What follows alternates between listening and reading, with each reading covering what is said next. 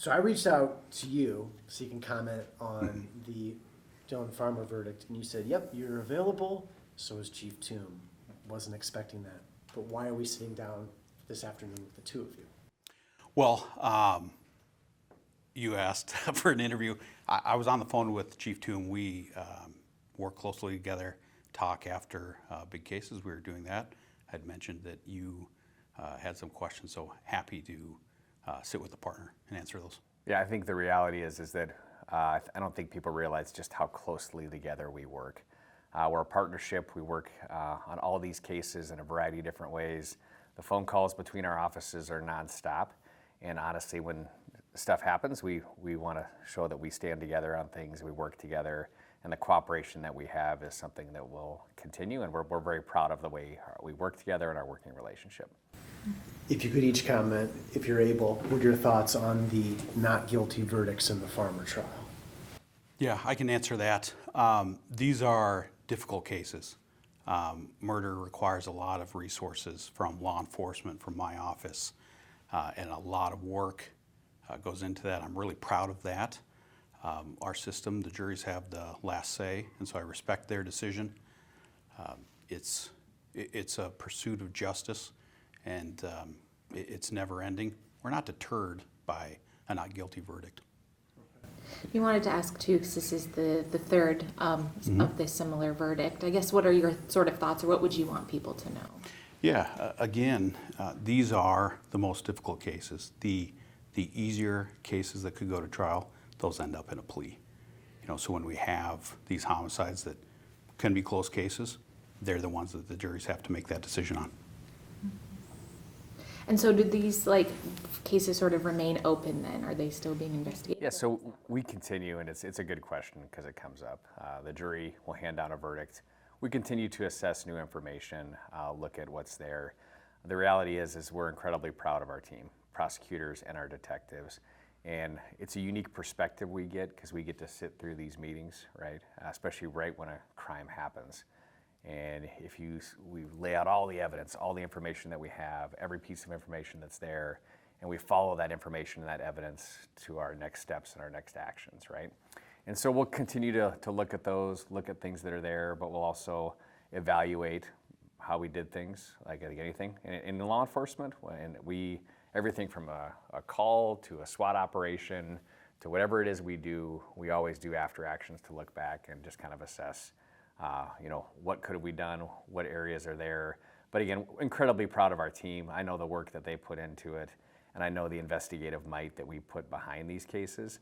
The reality is that these are tough cases. And I think in today's day and age, we watch a lot of TV, and these things are solved in an hour, and the things that are presented. And the reality is that there's hours and hours of work, and sometimes things aren't as crystal clear as they are on TV.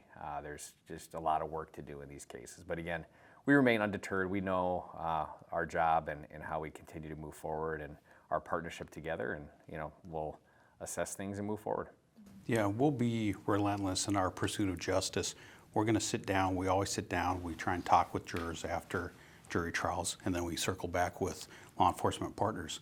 And those are conversations where we say, okay, what could we have done better? What can we do better? And we're always looking to improve, whether that's a guilty or not guilty verdict. For the chief and for the state's attorney, what might you say to someone who is not happy with a recent verdict? Perhaps it's in a homicide case or another kind of case. What's your messaging from a leader's perspective for someone who sees a not guilty verdict and just isn't happy? Yeah, I think there's perspective that you gain from me for 20 plus years in law enforcement. And I can tell you from being an officer in trials or cases or situations, yeah, I've walked out of the courtroom unhappy as well too. There's cases and there's things that you see. The reality is that our justice system is set up in a way that there's different facets to it, different ways that it works through, different processes and appeals. While there's a law enforcement component, a prosecutor opponent, there's a public defender or defense opponent, and then a judge that comes along with it too. The whole system is what it is, and I think part of maturity within my job was understanding, I play my role in the system, I do my part, ultimately results go where they may, and sometimes that's in the hands of jurors or judges, but ultimately we have to respect those decisions and also understand that the work continues, and tomorrow is another day, and the next case comes up, and we continue to move forward. Yeah, I would just add that the juries have a hard job, right? You talk about taking time out of their lives to sit through this for that civil service. They, I think that they paid attention very well. They deliberated since yesterday at 11:30. I mean, so they spent 15 hours in a room talking about this, looking through evidence, and again, we'll follow up with them, but very difficult position that they were put in, so we respect that. Yeah, we respect it too, because one of the common questions that we get sometimes is, well, how do I get out of jury duty? I mean, that's the reality. For some people, they're not seeking to do that public service. They're not seeking to step up and say, you know what, I'll take that responsibility, because it is a responsibility. And I think we're seeing over the course of my career, juries are changing a little bit, right? You know, juries kind of ebb and flow. We never quite know what the component of the jury is, but ultimately the standard is reasonable doubt. When we go to a criminal prosecution of a case, the standard is beyond a reasonable doubt.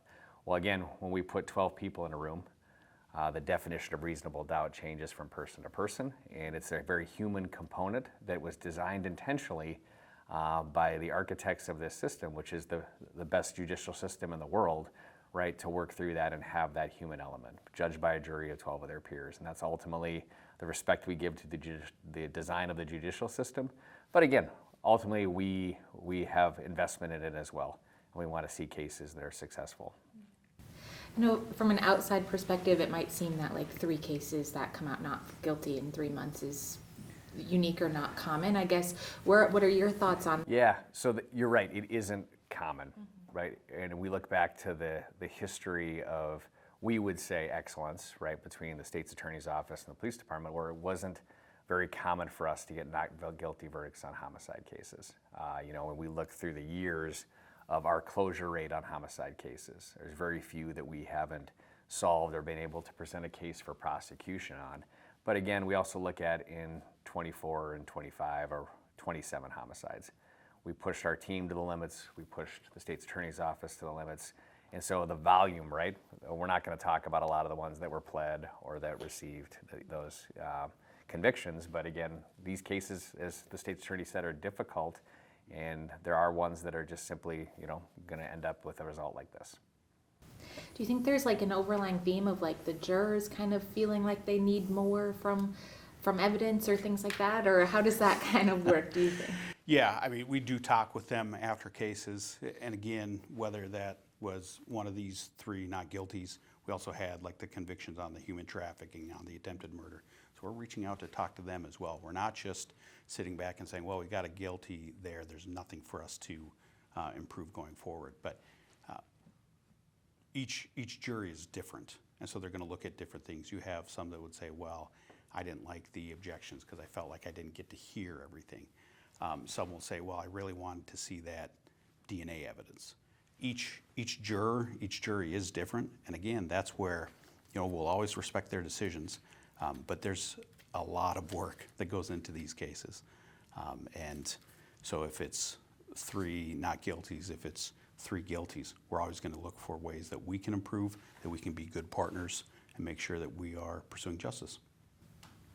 What made the Farmer case unique, if anything? Every case is unique, that's not the best question. But Yeah. the judge took time in the courtroom yesterday to describe it explicitly as a difficult case. Was it a notably difficult case? Is that accurate for me to portray it like that? Well, I think at this point, Dan, and I've talked to you about this before, I always sit down and debrief with the prosecutors in there, and certainly the detectives as well.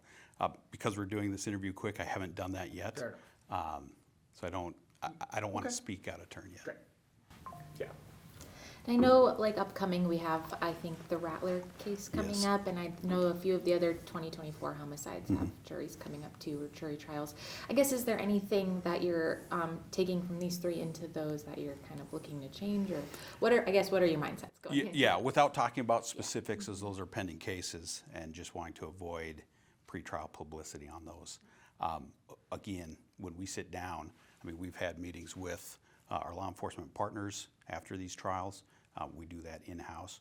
We're always looking to make sure that we continue to do things at a high level and look for areas that we can improve. Yeah, it's sometimes we'll be talking as we work through these cases, a new one comes into focus, and we go back and evaluate everything that we have, and we're like, oh, we could work on that a little bit, or we could work on this a little bit right before the trial date. It's kind of like a big project sometimes, right? You've got priorities, you work through the different projects as they come up, and I think that's something that we continue to do and look at and evaluate. And again, we know we've got a great team of investigators and officers that work on this. We know we've got a great team of prosecutors, and we know that we'll continue to collaborate and work together to present the strongest case possible, a case that's led by evidence, by investigation. And I think if you ever look at our affidavits for some of these, which are available, you'll see some of the work and evidence that goes into that to get the ball rolling where we get this and move it into the court realm. And I think, again, it's something we'll continue to do. Again, we know our role, we know our professional standard that we hold ourselves to, and we'll continue to push that forward. There's no one that I'd rather work these cases with than our local law enforcement and our prosecutors. I was going to say, it seems like the two of you have a pretty good working dynamic and relationship, that there's a synergy there. Is that fair? Yeah, and I think we're always going to have situations like any partner you have. Hey, what are you thinking about this? How can we strengthen this? We get to challenge each other, we get to push each other a little bit, but our ultimate goal in this relationship is to produce the best possible product. And we'll continue to have the type of relationship where we can continue to work on that. I think, again, one of the things I always brag about South Dakota across the board is our collaboration and a willingness to work together as a law enforcement entity, right? Whether all the different partners that are there, but that includes our collaboration with the state's attorney's office, the U.S. attorney's office. I think we collaborate uncommonly well in this part of the country, and we'll continue to do that. I like too that you brought up like the beyond reasonable doubt for the jury. I feel like sometimes people forget that that's the key thing for jurors. Yeah, it's something that's specified out there, and I know there's a human element to all of this, right? And that's why it was designed that way. And you can feel very strongly about one case, and you can feel very differently about it. We put 12 people into a room who are starting this journey at different points, and they have to ultimately come up with a consensus. And through that dialogue, through that reevaluation of the evidence and how it was presented, and again, but standards can be different, and feelings can be different about how cases go and where they're at. So the standard is there, but again, I think it'd be fair to say that people's perception or standards have changed over the past couple decades. As they see more, they investigate more. What's one of the things that's the top drivers right now for either podcasts or television shows? True crime drama, right? I think you can even look at the most recent Guthrie case, where there's a lot of armchair detectives working right now, coming up with theories on how cases work, when ultimately we as in law enforcement and prosecutors, like we know the ins and outs of the investigation, we know how things work, and we continue to follow where evidence leads to create good investigations and good cases. And again, I think, but again, in an era when there's heightened expectations and also heightened interest in cases like this, people bring a lot of those knowledges and expectations with them when they get involved in these cases. And I suppose that's kind of the beauty of a jury of your peers, right? Some of those people haven't spent any time thinking about, well, what does reasonable doubt mean until they're 2 weeks into a murder case and they're tasked by the judge of going through all the evidence and making that decision. That came up yesterday in the court during closing arguments. Both prosecution and defense brought up reasonable doubt, each trying to couch it in there for their case's side. But yeah, and the subjectivity of some of those terms, reasonable doubt. Different people see it different ways. Yeah. Yeah. You talk about the volume of work that goes into a conviction or a case. I think about the recent death of Paul Billion in Sioux Falls, and the amount of police work that went into that, which I believe was considerable. Oh, we look at the Billion case, and I remember first getting briefed on that, and I'm like, man, we have a hard road in front of us, right? We have a hard road to go, and turning that over to our team and watching the amazing work that they did to solve that one. And I think you'll look at that one and be like, yeah, that was an amazing work by our detectives, an amazing work by our prosecutors to put that piece together when they really had almost nothing to go on. And again, so you experience kind of the success of those moments within law enforcement and within prosecution, but then there's other situations that you have to experience like this, where a not guilty verdict is the result, but you reevaluate, you reassess, move forward, and remember the importance of your job and the pursuit of justice, and to continue to be steadfast in that and move forward. Yeah, you mentioned those prior cases and this case as well. I mean, there's a victim in each of those cases. And so one of the strong drivers for why our local law enforcement does what they do and what the prosecutors in my office do what they do is to be that voice for the victims, to search for that justice for them as well. And whether that's guilty or not guilty, there's still that hole that's going to exist in a lot of families. In fact, I think one of the things recently we've had discussions and our crimes against persons detectives, that's part of their mission, part of their vow. And if you ever ask them what drives you, it's the pursuit of justice for those who are no longer with us, right, or who are the victims of crimes. And they take that task as a very solemn responsibility. They take it very seriously, and I think that's why you see some of the effort and energy that they put into these cases and just how committed they are to that task. And we're incredibly proud of them in that. And again, I think we continue to have conversations and say, you know what, we'll continue to do what we know to the best of our ability, but ultimately understand that when things go to court, there's a jury, and we respect the decisions and move forward from there. And again, still seeking the justice in this case and the other ones. Yeah. That's all I had. I think that's all I had. Anything else that either of you would want people to know? I think we've kind of hit the high level stuff, which is just that our collaboration continues to be strong. We're incredibly proud of our officers and our prosecutors who work together. And again, we'll continue to seek justice and work for the people of our community. And I think that's something that's not going to change. Thanks for quick availability, Yes. too. No Thank you problem. so much.